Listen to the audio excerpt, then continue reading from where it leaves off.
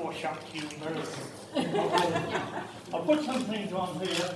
Government versus the government, for government, parliament, legislature, executive, legislature and judicature.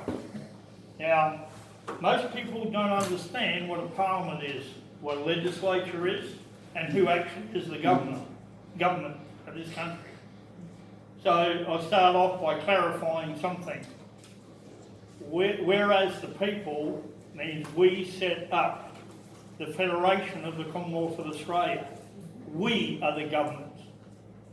Through us and our constitution, the parliament passes laws for us, not over us. So I'll start with Hansard because it'll clarify the position of the parliament after federation. Now when you go into Hansard, and it's, the light's not very good, the 10th of the 3rd, 1891. No parliament under a federation can be a constituent body. It will cease to have the power of changing its constitution at its own will. That was taken from a federation. So they can't touch the constitution, state or federal. Then Hansard, 7th of the 2nd, 1848, Mr. O'Connor, when the people put the constitution together. We must remember that in any legislation of the Commonwealth, we are dealing with the constitution. Our own parliament do as they think fit, almost within any limit. In this case, the constitution will be above parliament, and parliament will have to conform to it. Now, we had the situation in the Midland Court last week where the police prosecutor, with all his dumbness, not wisdom, told a particular person that the parliament has the power to pass a law to override our constitution. That just shows they don't. So that might help them to wake up maybe.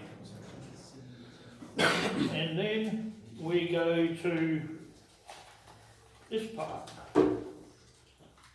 Mr. Cochrane.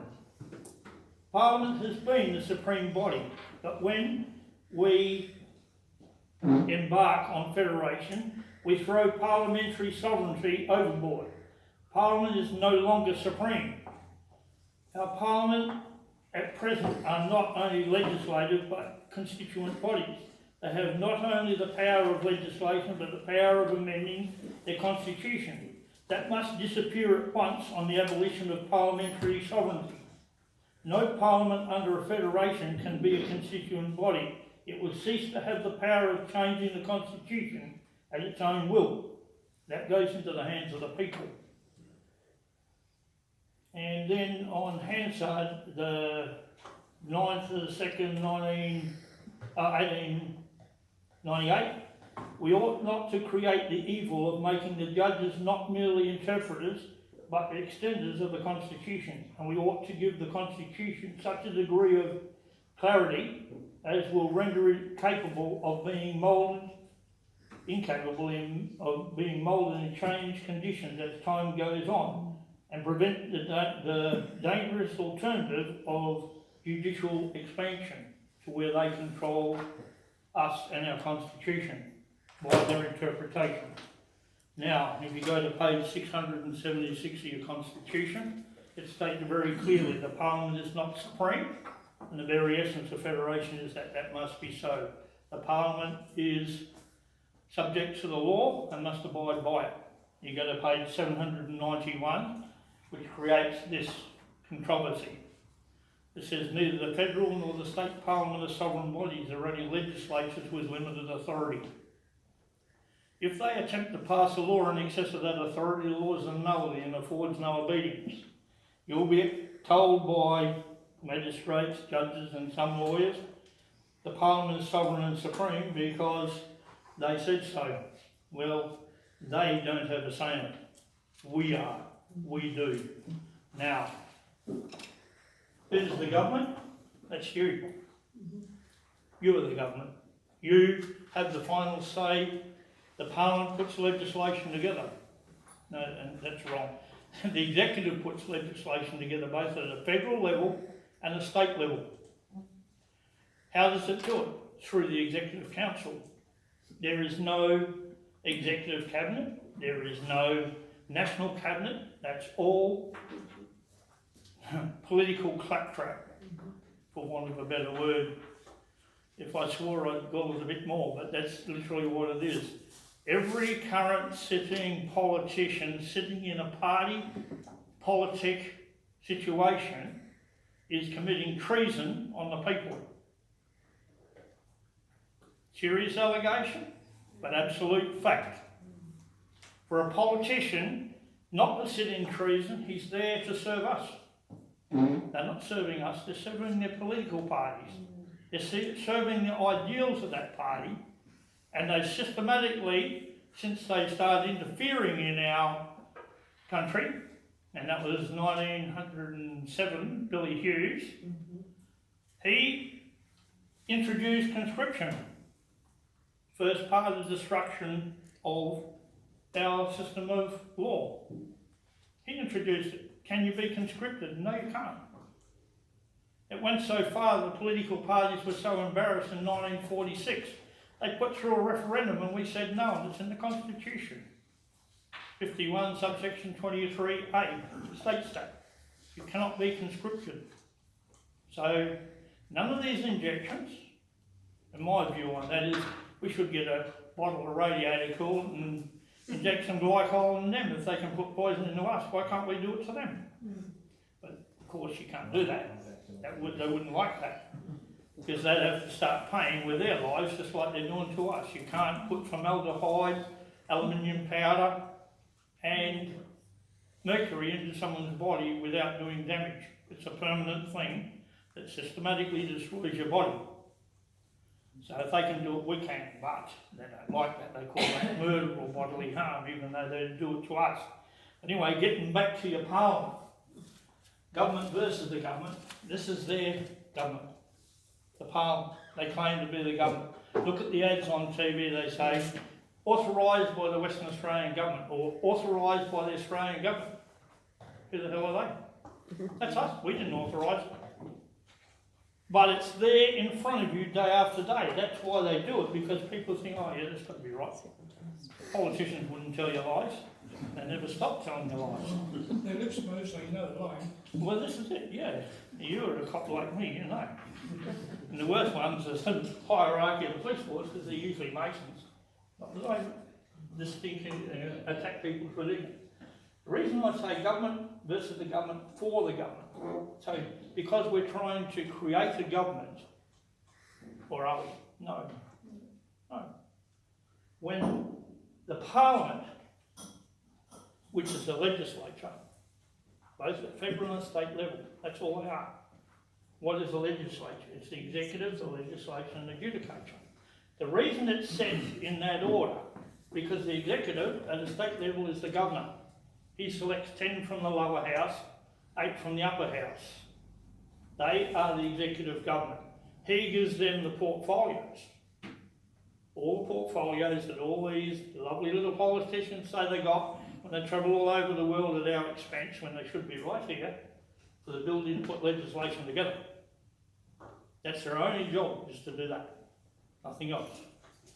Now, what they do, once they put the legislation together, it goes to the lower house of the Parliament, state, legislative assembly, legislative council. It's debated and passed according to the provisions of our Constitution. If the authority isn't granted by the Constitution, it's denied. It remains with the people. That's a fact of law. Now, what happens then goes back to the executive. The executive is, the head of the executive is the Governor General, of the Governor at state level and the Governor General at federal. He looks at what they've done. If he agrees it complies with the Constitution, he signs it for and on behalf of the Crown, providing it doesn't have to go to the Queen for her signification. They've taken that piece out so they can't pass any legislation until they put that back in again. It's been removed so we don't have any legislation that's lawful in this country.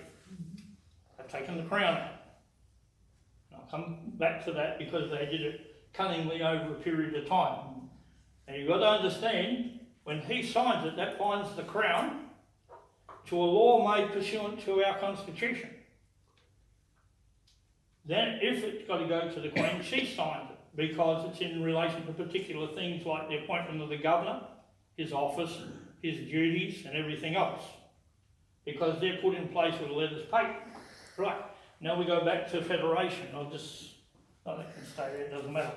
Now, on the 29th of October 1900, Queen Victoria was in the British Parliament. She had realised through Sir Edmund Barton and the people who took the draft copy of the Constitution to England, she realised that all the governors of the states and all the premiers of the states were passing laws, multiple laws, for the purpose of sidestepping the Constitution when it came into being. So what she did is she put 9 clauses to our Constitution. Those 9 clauses are very, very important.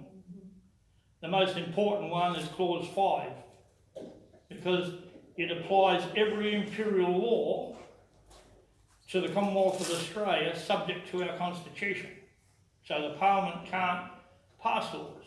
If you go to the police department, so they're prosecuting now, they're teaching people, they have got residual powers from before Federation.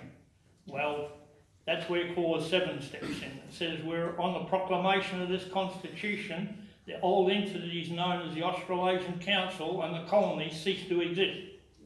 That took place on the 9th of July 1900. So from then, for 4 months and 25 days, the only law was the imperial law, which clause 5 locked into us subject to our Constitution.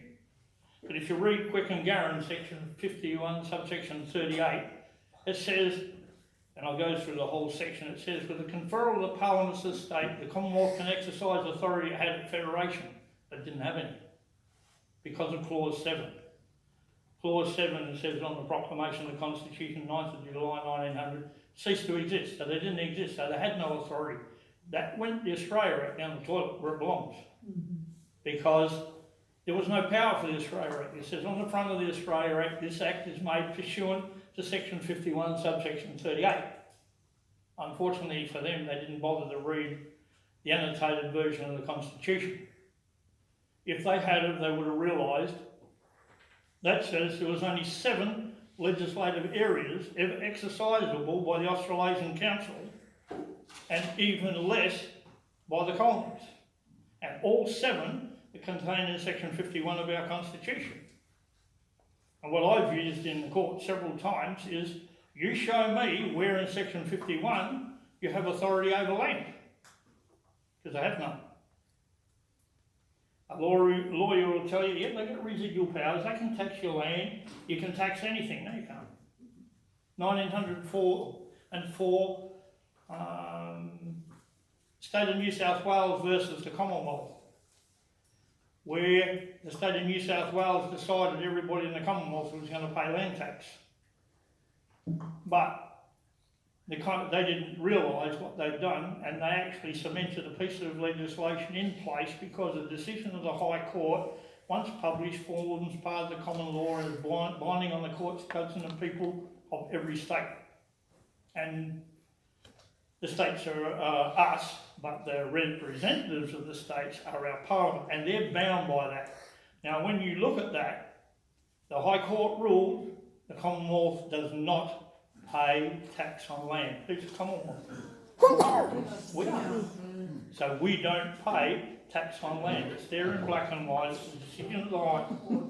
I've had it for years, and I only started looking at it and think, the old buggy, you should have realised that a long time ago the decision has been made. But I was relying on a 1923 case, which denotes fee simple in its full form, alienating your land from the Crown. And Lipperhar versus the Queen, 1998, HCA 58 in 1998, where Michael Kirby reiterated the fact that our land is held in fee simple, alienated from the Crown. What does alienated mean? Taken away from, removed from, under the control of. But why are we still allowing the councils to tell us what to do with our land? Because we don't understand the process of referendums. The process of referendum, they're running them under federal so-called legislation, which isn't, doesn't exist. They say it does. But even if they did, a referendum is taken state by state so as not to offend any laws of the state. It says that in the Constitution, very clear. So if it's taken state by state and the state says no, each state says no, why have we still got it? Because 1974 we said no, 1977 they tried to get us to approve the federal parliament paying money direct to local governments instead of paying it to the state to local governments, which is another attempt to sidestep the Constitution and say, well, you approve the payment of the money to them, so you've approved their existence. That backfired. 1979, they added that to the constitutions of the states. But I'll come back to that a little bit because that had a huge effect on the laws of a state and the constitutions of a state. It literally wiped them out. But the 1988 referendum was to add 119A to our constitution. By doing so, you had to approve 4 questions. The first 2 was, do you approve the continuance of local government? We said no. Why have we still got it? It was done state by state, didn't offend state laws. Now they've got a problem. Then we said, the second one was, do you approve the establishment of local government? We said no, so they couldn't even establish anymore. But they did. What part of no don't these clowns understand? Very simple. You got yes and you got no. We said no. They say, oh, that was at federal level. No, it wasn't. They use federal legislation at state level because it has to be done state by state. Now then they come along and they changed our complete electoral system with the Australian Electoral Act. And by the way, if you don't already know, the Australian Electoral Commission lives in Lakes Entrance in a paddock in Victoria. There's no buildings there. I guess they live under a cabbage leaf. There might be some cabbages there. I haven't been there. But anyway, that would add why they're so brain dead. But anyway, at the end of the day, that act is invalid. Why? Because of section 7 through 23 of your constitution. Not mine, it's yours. Well, it's partly mine. So when you look at that, they can't touch the elections in each state. All the people have to be put together into a pool by the governors of the states, both at state and federal level. It states that. In fact, Section 8 of the Constitution says you can only vote for a senator, one senator, once. You vote above the line, you're voting for over 500 to each political party. Below the line, 12 people, you're right. For the Senate, 6. Why? Oh no, it's 8, isn't it, on the green paper? 8. You can only vote for one once. Now, what we did is we several times have brought up the fact that we have letters patent for the office of governor, which we now have copies. We can't sell them because we don't know what the price is. We only just picked them up. That's this one. And we've got several of those. But you've got somebody, a young lady that was at the meeting in Glew, her husband prints them. So we've got those. Quite a few rules. Then we've got the Government Gazette putting in place the office of governor, that's the office of governor. This is the Government Gazette with the correct Crown logo on it, which we are supposed to have on everything. It's on some of our courts. They've taken it off.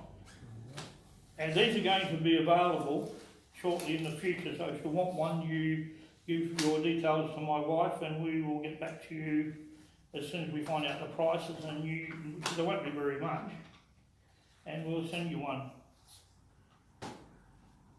And it says, first Thursday, October the 23rd, 1890, it's when these were gazetted by Queen Victoria, or passed by Queen Victoria, as letters patents.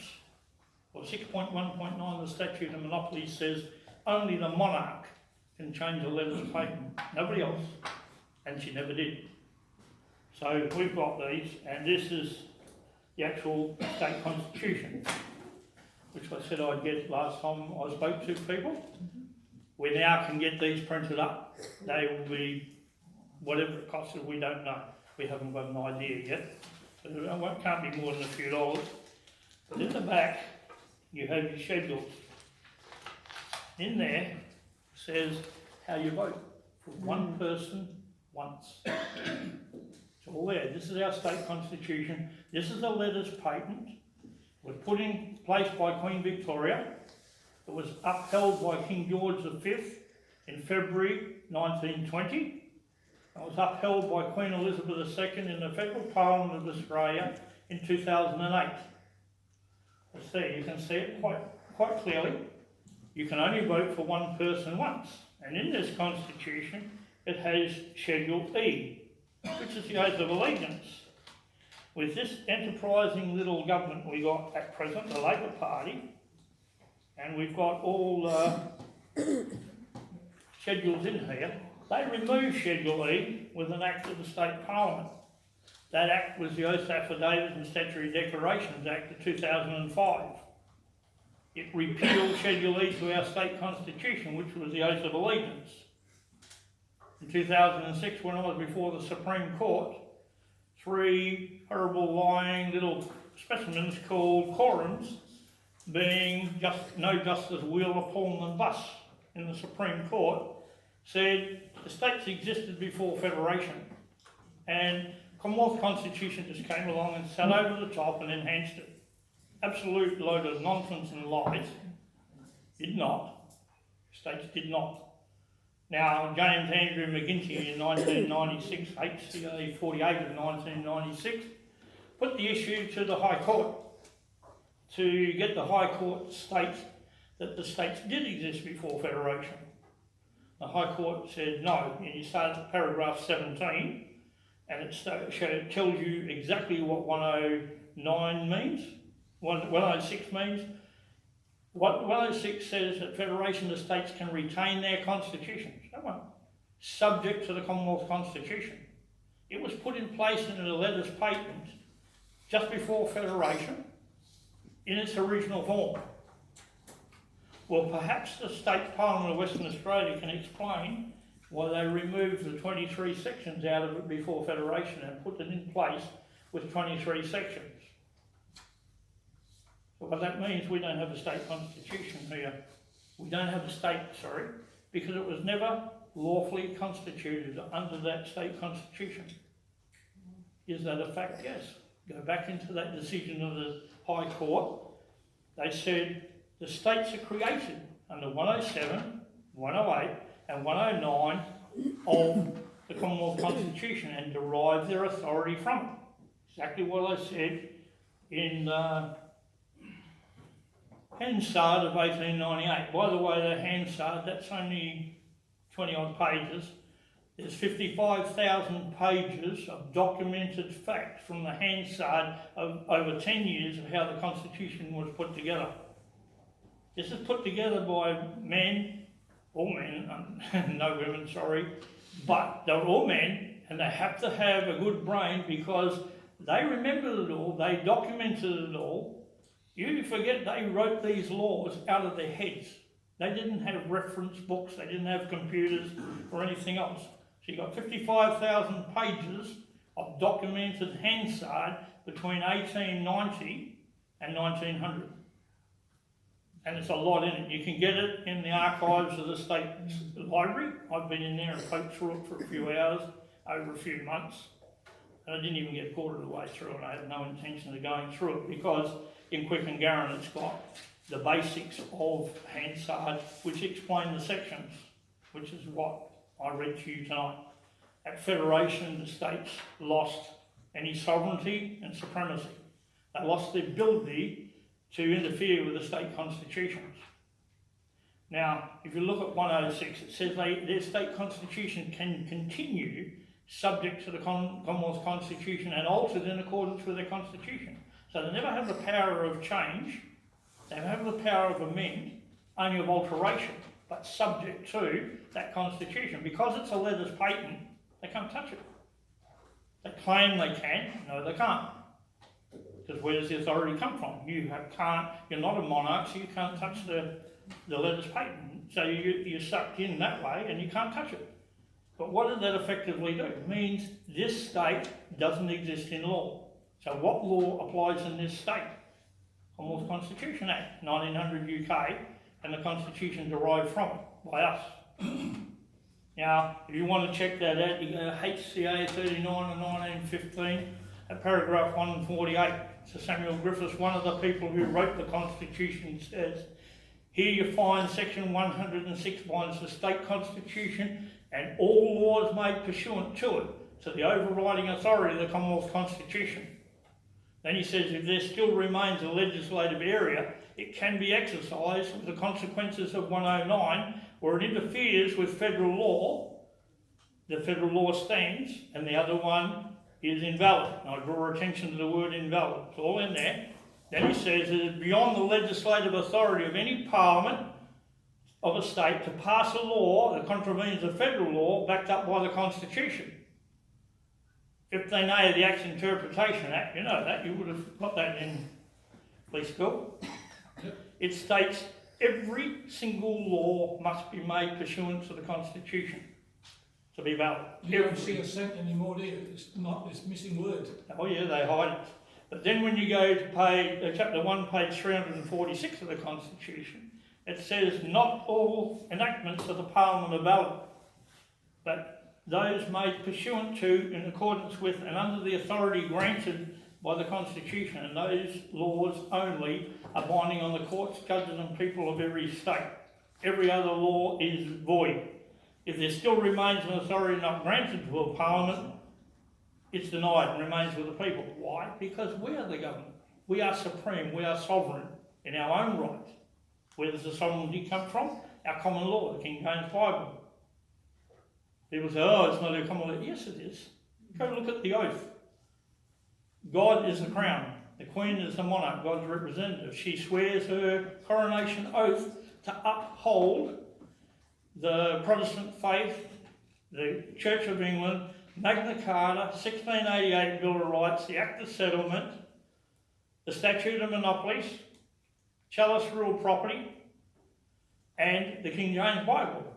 When Christ said in the New Testament, if you love me, you will follow my commandments, he made you sovereign and supreme. That's the same supremacy in here, because the people who wrote it were Christians. People don't like that idea, well, tough, because the House of Lords is a Lord's spiritual and Lord's temporal, 50%. They represent both sides, so you never get an unbiased opinion, supposedly. Supposedly, I always use that. But then you've got to go back, right back to Billy Hughes, what he did. And then come forward back and look at how they systematically brought all of our parliaments to zero in this country. And they did it. First he tried to knock out the statute of monopolies. They did that 19 times, I think, in total, through referendums, but they never ever succeeded. He introduced preferential voting. He changed the emblem from the royal identifier, from this to the kangaroo and emu. It was done in 1907. Then he signed the Treaty of Versailles to join the League of Nations. And I had a phone call while I was on the way down from Geraldton yesterday from a lawyer here. He identified himself, fine, no argument with that. And he said, I've just read where we become part of the League of Nations in 1919. I said, well, you read a bigger lie than Ned Kelly. But the simple reason is, how can one person sign away the will of the people without conforming to the will of people under 128 of the Constitution? Oh, but it happened. No, it didn't. No, it didn't. Where was the compliance with 128 of the Constitution to start off with? Where was the application to the reigning monarch to remove our authority and remove the Constitution? There isn't one. And by the way, if you're thinking that the government or the parliament that claims to be a government has the right to put forward a republic, no, they don't. They are in the federal parliament. They are the House of Representatives and the Senate. They are there to represent us, represent our views to our Parliament in relation to the passing of laws proposed by our Governor-General, through our executive authority or council. Nothing to do with the Parliament. The Parliament has limited authorities, limited by your constitution, mine too. Now, it's got to turn around and start looking at what they've done. They systematically came along in 1942 and passed the Statute of Westminster Adoption Act. Why? Statute of Westminster is law in this country, subject to the Constitution under Clause 5. You can't change it. They can't change it. But they backdated it to 1931, which negated it anyway. You cannot make law retrospective. Did you have your hand up there? That's okay. Anybody's got any questions, don't fail to ask me at the time, because quite often people wait until the end and can't remember them. So if you've got a question, stick up your hand, I'll answer it. I've got no problem with that. And you won't cut me off, don't worry. So at the end of the day, these people are passing laws, the Statute of Westminster. That was John Curtin. He was only in office for a little over 12 months and he died in office. Now they continued it on. They then removed land tax in 1942 in the Great Tax Case in the High Court. They removed it totally and put 7.5% tax on our wages. It's another thing they can't do, but they did, for the purpose of paying for our pension. So anyone who thinks that someone who earns $1 million or $10, if they pay tax, any of those aren't entitled to the pension. Yes, they are, because they paid for it. The only ones who didn't are the politicians. They do 8 years in Parliament and get a huge payout for the rest of their lives. Who gave it to them? Did we? No. They're stealing week by week off the Australian people. And we just say, oh, they're the Parliament, they can do it. And actually we say, we're the government, they can do whatever they like. No, they can't. It's time for people to wake up. And I use my favourite saying, blokes would go into the bathroom, drop their pants and see what they got to make them men. If they got it, use it.